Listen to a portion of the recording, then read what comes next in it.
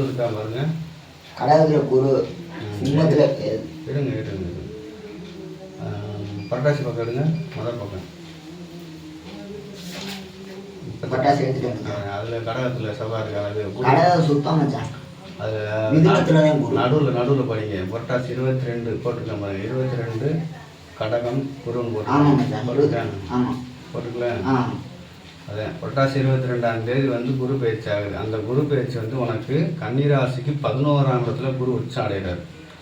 5ஆம் இடத்துல செவ்வாய் உச்சம் அடைகிறாரு. அப்போ அந்த குரு உச்சமும் செவ்வாய் உச்சமும் சேரும்போது பூமி சம்பந்தன்ற லாபமும் வீடு மனை வாகன யோகம் உண்டு. துலா லக்னத்துக்கு 4.